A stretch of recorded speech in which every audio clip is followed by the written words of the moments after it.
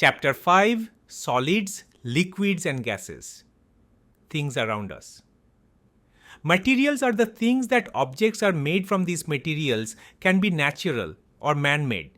Depending on the properties of these materials, we can describe them as waterproof or absorbent, breakable or unbreakable, shiny or dull, rigid or flexible, smooth or rough. What is matter made up of? All the things around us are made up of matter. Anything that occupies space and has weight is called matter. Matter can be classified into solids, liquids and gases. Molecular arrangement. In matter, molecules are always in state of motion. They never stop moving. They are constantly attracted towards each other. Solids. In the case of a solid, the molecules are very tightly packed, so the intermolecular space is very less.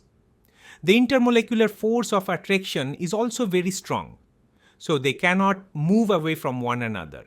Hence, solids have a fixed shape and definite volume. Liquids. In liquids, the molecules are less closely packed.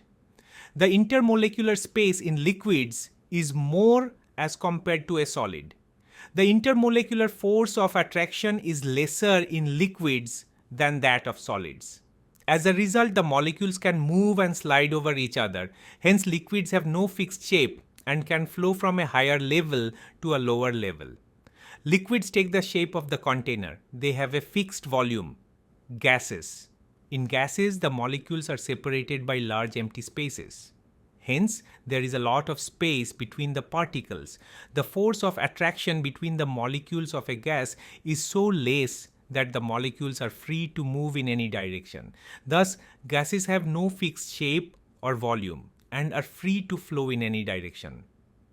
Solids in water. Some solids like salt and sugar can dissolve in water. They are called solutes. Certain solids such as sand and chalk do not dissolve in water. In other words, they are insoluble in water. Liquids in water. Many liquids like alcohol dissolve in water. Such liquids are said to be miscible in liquids. Some liquids do not dissolve in water. The examples are mustard oil, coconut oil and kerosene. The liquids which do not dissolve in water are called immiscible liquids. Gases in water. Gases like oxygen, nitrogen, ammonia and carbon dioxide can dissolve in water. Fish and other animals that live in water take in the dissolved oxygen. Similarly, the gas that bubbles out of aerated drinks is actually carbon dioxide. All aerated drinks contain dissolved carbon dioxide. Heating and cooling. When matter is heated or cooled, changes occur in it.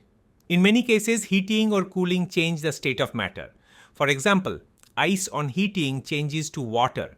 That is, the state of water changes from solid to liquid. Sometimes matter changes altogether to form a new substance. The change of a liquid into a gas on heating is called evaporation. The change of a vapor into a liquid on cooling is called condensation.